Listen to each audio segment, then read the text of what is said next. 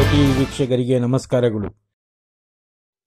ಎಲ್ಲ ಮಾಧ್ಯಮದವರಿಗೆ ನಮ್ಮ ಕರ್ನಾಟಕ ಟಿಪ್ಪು ಸುಲ್ತಾನ್ ವತಿಯಿಂದ ಇವತ್ತು ನಮ್ಮ ಕರ್ನಾಟಕ ಟಿಪ್ಪು ಸುಲ್ತಾನ್ ಕಚೇರಿಯಲ್ಲಿ ಇವತ್ತು ಸುದ್ದಿಗೋಷ್ಠಿಯನ್ನು ನಡೆಸ್ತಾ ಇದ್ದೀವಿ. ಈ ಸುದ್ದಿಗೋಷ್ಠಿ ಕರೆಸಿರೋದು ಏನಕ್ಕೆ ಅಂದರೆ, ನಿನ್ನೆ ನಮ್ಮ ಬೆಂಗಳೂರ ರಾಮೇಶ್ವರಂ ಕೆಫೆಯಲ್ಲಿ ನಡೆದ ಬ್ಯಾಗ್ ವಿಸ್ಫೋಟದಲ್ಲಿ ಇವತ್ತು 9 ಮಂದಿಗೆ ಗಾಯಗೊಂಡಿದ್ದಾರೆ. ಇವತ್ತು ನಮ್ಮ ಮನಸ್ಸಿಗೆ ನೋವು ಆಗುತ್ತೆ. ಈ ತರ ಘಟನೆಗಳು ನಮ್ಮ ಕರ್ನಾಟಕದಲ್ಲಿ ನಡೆದ್ರೆ ಮುಂದಿನ ದಿನಗಳಲ್ಲಿ MP ಚುನಾವಣೆ ಬೇರೆ ಇದೆ, ಲೋಕಸಭಾ ಚುನಾವಣೆ ಇದೆ. ಆ ಸಂದರ್ಭದಲ್ಲಿ ಬೇರೆ ರೀತಿ ಹೆಚ್ಚು ಕಡಿಮೆ ಆಗ್ಬೋದು. ಆದ್ರಿಂದ ಈ ಬಾಂಬ್ ವಿಸ್ಫೋಟ ಆಗ್ತಾ ಇರೋದಕ್ಕೆ ಈ ಕಾಂಗ್ರೆಸ್ ಸರ್ಕಾರ ನಮ್ಮ ಕರ್ನಾಟಕದಲ್ಲಿ ಇರೋದಕ್ಕೆ ಇದು ಕರ್ನಾಟಕ ಸರ್ಕಾರ ಮೇಲೆ ಅದು ಒತ್ತಡವನ್ನು ಹಾಕ್ತಾ ಇದೆ.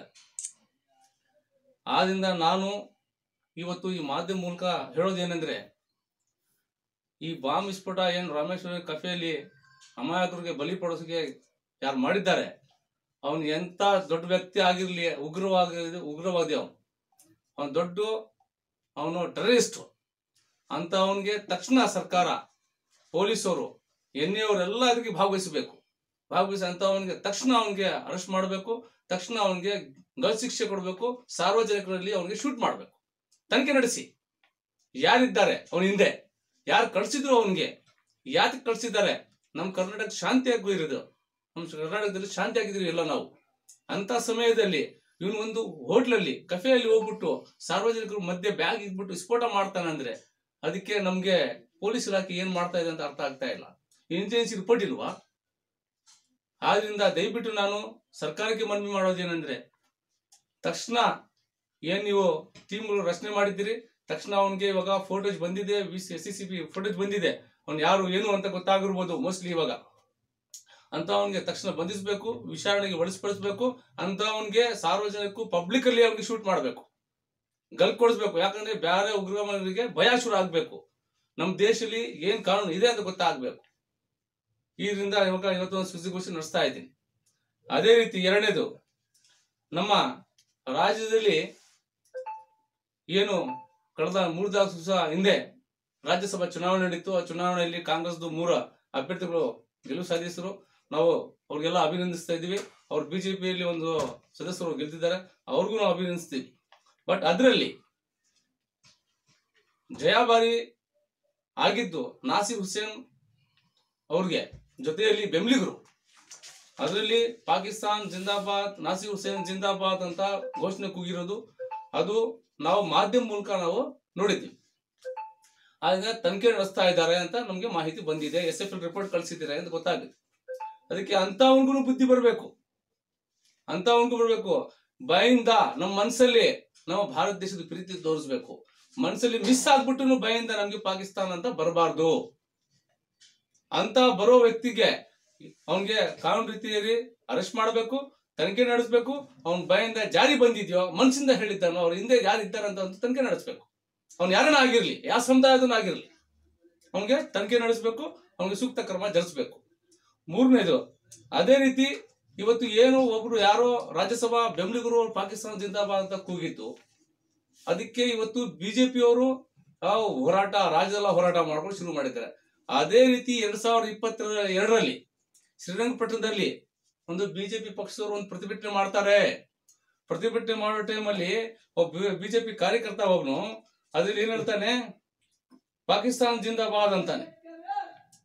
ಆ ವಿಡಿಯೋ ನಮ್ಮ ಹತ್ರ ಇದೆ. ಪಾಕಿಸ್ತಾನ್ ಜಿಂದಾಬಾದ್ ಅಂತ ಯಾರೋ ಬೈಕ್ ನಿಲ್ಕೊಳ್ತಾನೆ ನೋಡಿ, ನಮ್ಮ ಹತ್ರ ಇದೆ ವಿಡಿಯೋ ಇದೆ.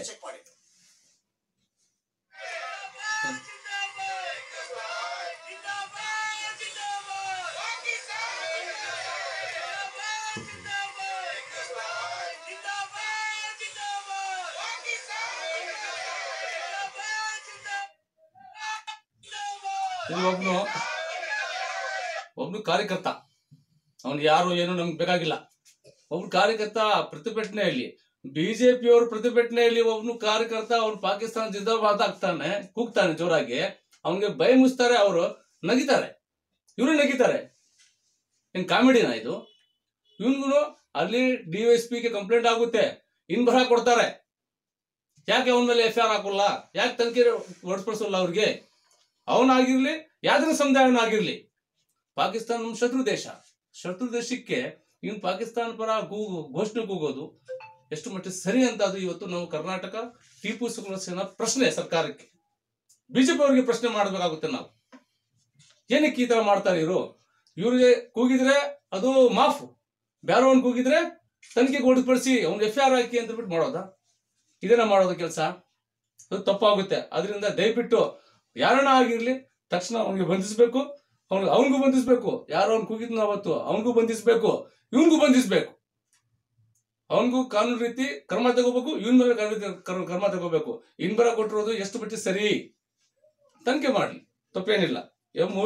4ನೇದು, ಇವತ್ತು ರಾಜ್ಯದಲ್ಲಿ ಇವತ್ತು ಏನು ಜನಗಣತಿ ವರದಿ ನಮ್ಮ ಕರ್ನಾಟಕದ ಮುಖ್ಯಮಂತ್ರಿ ಸಿದ್ದರಾಮಯ್ಯ ಸಾಹೇಬರಿಗೆ ಕೈಗೆ ಸೇರಿದೆ. ಅದರಲ್ಲಿ ನಾವು ಮಾಧ್ಯಮ ಮೂಲಕ ನಾವು ನೋಡಿದ ಏನಂದ್ರೆ ಅಹಿಂದ ಜನಸಂಖ್ಯೆ 3,98,3,90,00,000 ಅಂತ ತೋರಿಸ್ತಾ ಇದ್ದಾರೆ. 2ನೇದು ಲಿಂಗಾಯತರು, ಒಕ್ಕಲಿಗರು, ಬ್ರಾಹ್ಮಣಸರು 1,87,00,000 ಅಂತ ತೋರಿಸ್ತಾ ಇದ್ದಾರೆ. ಅದರಲ್ಲಿ ಪ್ರತಿವಿರೋಧ ನಡೀತಾ ಇದೆ. ನಾನು ನಮ್ಮ ಸಂಗತಿಯಿಂದ ಇವತ್ತು ಮಾಧ್ಯಮ ಮೂಲಕ ನಮ್ಮ ಮಾನ್ಯ ಮುಖ್ಯಮಂತ್ರಿಗೆ ಹೇಳೋದು ಏನಂದ್ರೆ, ಅದು ಯಾವ ಜನಸಂಖ್ಯೆ ಎಷ್ಟಿದೆಯೋ ಬಿಡುಗಡೆ ಮಾಡಿ, ತಪ್ಪೇನಿಲ್ಲ. ಅದರಲ್ಲಿ ಜನಗಳಿಗೆ ಗೊತ್ತಾಗ್ಬೇಕು ಎಷ್ಟು ಜನ ಸಂಖ್ಯೆ, ಯಾವ ಸಮುದಾಯದ ಸಂಖ್ಯೆ ಇದೆ ಅಂತ. ಅದರಲ್ಲಿ ವಿರೋಧ ಹೆಂಗ್ ಬಂತು, ಏನಕ್ಕೆ ವಿರೋಧ ಮಾಡ್ತಾ ಇದ್ದಾರೆ, ಏನಕ್ಕೆ ಭಯ, ಏನಕ್ಕೆ? ಅದಕ್ಕೆ ಮಾನ್ಯ ಮುಖ್ಯಮಂತ್ರಿಗಳಿಗೆ ಇವತ್ತು ನಾವು ಮನವಿ ಮಾಡೋದೇನಂದ್ರೆ, ತಕ್ಷಣ ಅದು ಜನಗಣತಿ ರಿಪೋರ್ಟ್ ಬಿಡುಗಡೆ ಮಾಡಿ, ಯಾವುದೇ ರೀತಿ ತೊಂದರೆ ಇಲ್ಲ, ನಾವೆಲ್ಲ ನಿಮ್ಮ ಜೊತೆಯಲ್ಲಿ ಇದ್ದೀವಿ. ಅದು ಯಾವ ಸಮುದಾಯ ಎಷ್ಟು ಬರ್ತದೆ ಅದು ಬೇಕಾಗಿಲ್ಲ, ಯಾರ್ಯಾರು ರಿಸರ್ವೇಶನ್ ಸಿಕ್ಕುತ್ತೆ ಚಿಕ್ಲಿ, ನಾವು ಬೇಡ ಅಂತ ಹೇಳೋಕೆ ಬರೋದಿಲ್ಲ. ಲಿಂಗಾಯತರಿಗೆ ಚಿಕ್ಲಿ, ಬ್ರಾಹ್ಮಣರಿಗೆ ಚಿಕ್ಲಿ, ಒಕ್ಕಲಿಗರಿಗೆ ಚಿಕ್ಲಿ,